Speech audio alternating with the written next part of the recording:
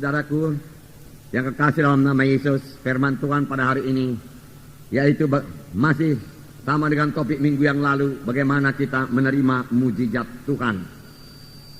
Tentunya banyak di antara kita rindu akan mujizat Tuhan. Banyak di antara saudara perlu mujizat Tuhan. Amin, saudara. Ya. Mujizat Tuhan terjadi kalau Tuhan menjawab doa kita. Dan mujizat Tuhan terjadi, saudaraku, di luar daripada pikiran kita. Tidak bisa kita analisa dengan pikiran kita. Penyakit-penyakit disembuhkan Tuhan merupakan mujizat Tuhan. Persoalan-persoalan yang diselesaikan Tuhan merupakan mujizat-mujizat Tuhan. Nah, saudaraku, barangkali banyak di antara kita, saudaraku, yang membutuhkan tangan Tuhan langsung menjamah kita, sehingga mujizat Tuhan berlangsung bagi kita. Bukalah hati saudara. Firman Tuhan ya dan amin. Firman Tuhan tetap berkuasa. Tuhan yang berjanji itu setia. Dia pasti menepati janjinya sepanjang kita percaya kepada janji Tuhan tersebut. Firman Tuhan ini dituliskan bagi kita supaya kita percayai, supaya kita beriman pada firman Tuhan ini, supaya kita terima firman Tuhan ini, supaya ucapan kita seturut dengan firman Tuhan.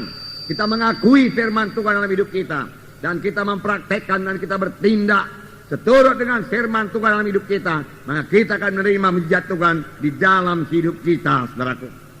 Boleh jadi saudara memiliki persoalan penyakit. Sudah berapa lama saudara sakit dan belum sembuh juga. Hari ini saudara pandang kepada Tuhan Yesus. Pegang janji-janji Tuhan. Tuhan yang berjanji itu setia. Tuhan berkata, oleh bilur-bilurku engkau sudah sembuh. Berarti oleh bilur-bilur Yesus kita sudah sembuh, saudaraku. Saudara boleh jadi persoalan keluarga, saudaraku. Saudara dengan pikiran manusiawi kelihatannya tidak ada jalan keluar. Firman Tuhan berkata tidak ada yang mustahil bagi Tuhan. Tuhan memiliki jalan keluar yang sangat bijaksana. Bersandarlah kepadanya, memandanglah kepadanya, percayalah, mohon hikmat daripada Tuhan. Maka Tuhan akan memberikan jalan keluar atas persoalan saudara. Boleh jadi persoalan-persoalan keuangan, saudaraku. Hingga saudara sendiri sudah merasa malu akan persoalan keuangan tersebut. Saudara mohon lagi pertolongan Tuhan, mohon hikmat daripada Tuhan. Apa yang saudara perbuat, Tuhan akan memberikan jalan keluar, saudaraku, atau persoalan-persoalan lain yang secara manusiawi sudah rasanya tidak mungkin buat diselesaikan. Tuhan kita mempunyai mujizat. Saudara, pekerjaan Tuhan ini ajaib adanya. Kelahirannya ajaib, perkandungannya ajaib, saudaraku. Pelayanannya ajaib. Dan sampai sekarang dia masih melayani. Dia tidak berpangku tangan. Dia masih mendengarkan doa kita. Dia masih menjawab doa kita, saudaraku. Pelayanannya ajaib. Kematiannya ajaib, saudaraku. Kebangkitan dari kematian ajaib. Kenaikannya ke sorga ajaib. Dan dari sorga dia melayani dan mencurahkan Roh Kudus juga ajaib. Semua tidak bisa diterangkan dengan akal manusia. Itulah dia Tuhan kita, Tuhan Yesus. Tuhan yang hidup, Tuhan yang ajaib, Tuhan yang berkuasa.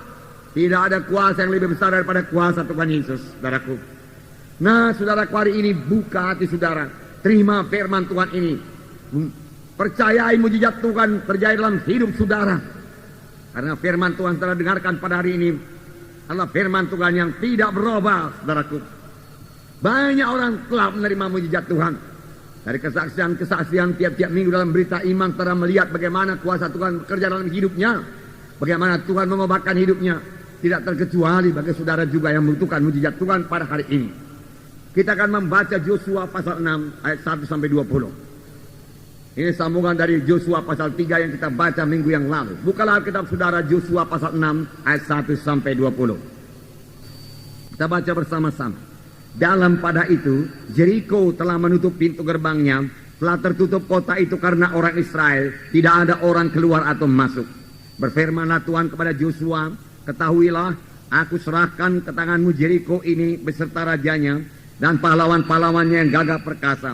Haruslah kamu mengelilingi kota itu, yaitu semua prajurit harus mengedari kota itu sekali saja. Demikianlah harus engkau perbuat 6 hari lamanya.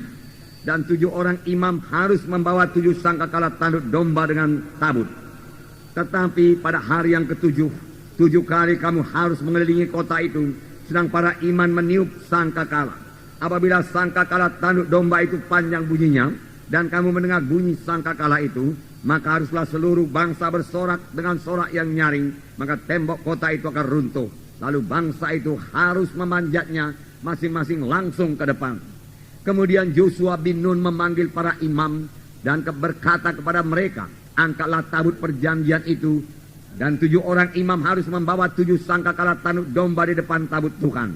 Dan kepada bangsa itu dikatakannya, majulah, kelilingilah kota itu, dan orang-orangnya bersenjata harus berjalan di depan tabut Tuhan. Segera sesudah Yosua berkata kepada bangsa itu, maka berjalanlah maju ke 7 orang imam yang membawa seluruh sangkakala tanduk domba itu di hadapan Tuhan. Lalu mereka meniup sangkakala, sedang tabut perjanjian Tuhan mengikut mereka. Dan orang-orang bersenjata berjalan di depan para imam yang meniup sangkakala, dan barisan penutup pengikut tabut itu, sedang sangkakala terus-menerus ditiup. Tetapi Yosua telah memerintahkan kepada bangsa itu demikian, janganlah bersorak dan janganlah perdengarkan suaramu, sepada kata pun janganlah keluar dari mulutmu, sampai pada hari aku mengatakan kepadamu bersoraklah, maka kamu harus bersorak. Demikianlah tabut Tuhan mengelilingi kota itu, mengedarinya sekali saja. Kemudian kembalilah mereka ke tempat perkemahan dan bermalam di tempat perkemahan itu. Keesokan harinya Yosua bangun pagi-pagi, lalu para imam mengangkat tabut Tuhan.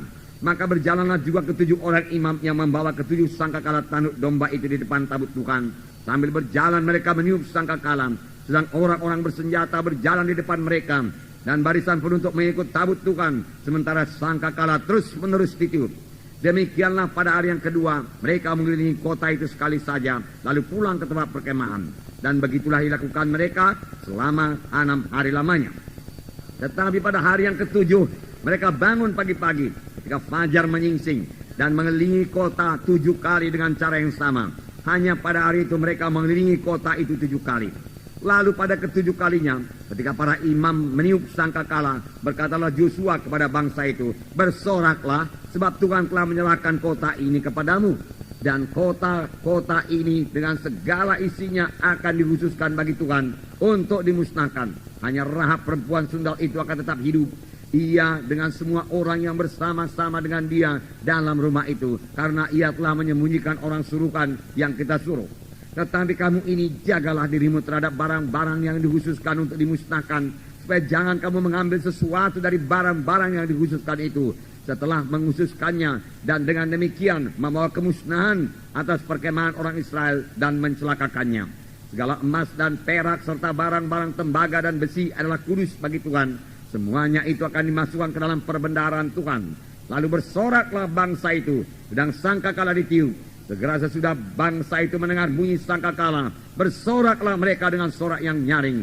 Maka runtuhlah tembok itu, lalu mereka memanjat masing-masing ke dalam kota, masing-masing langsung ke depan dan merebut kota itu. Luar biasa mujizat Tuhan, saudaraku. Luar biasa.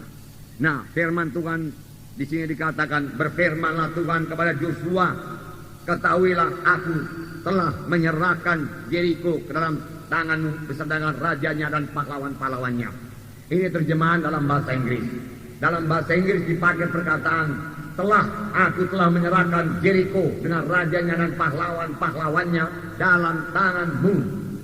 Padahal saudaraku, Yosua masih di luar daripada Yeriko. Orang Israel masih berada di luar Yeriko. Mereka masih berbaris-baris di luar Yeriko. Yeriko tertutup pintunya. Yeriko memiliki benteng yang besar, benteng yang teguh, benteng yang tinggi. Saudara, jadi menurut pikiran manusia, saudaraku, seperti laporan daripada 10 pengintai itu, bentengnya sampai ke langit, tidak bisa mengalahkannya. Itu benar. Tetapi kali ini, saudaraku, bangsa Israel maju dengan iman. Kali ini mereka maju dengan memegang perjanjian Tuhan. Tuhan berkata, benteng Yeriko telah aku serahkan kepadamu. Tuhan berkata, nah mereka mempercayai apa yang dikatakan Tuhan. Meskipun saudaraku, menurut cara berpikir manusiawi saudaraku, hal itu saudaraku mustahil adanya saudara. Tetapi Tuhan berkata, aku telah menyerahkan Yeriko kepadamu. Aku telah memberikannya kepadamu. Milikilah. Beginilah caranya kamu memilikinya. Dan Tuhan menerangkan bagaimana caranya mereka memiliki kota Yeriko itu saudaraku. Tapi secara lahiriah mereka masih berada di luar Yeriko. Benteng Yeriko masih tertutup, saudaraku. Gerbangnya dikunci, serdadu-serdadunya siap bertempur. Tetapi inilah dia cara Allah bekerja, saudara. Biarlah kita mempercayainya.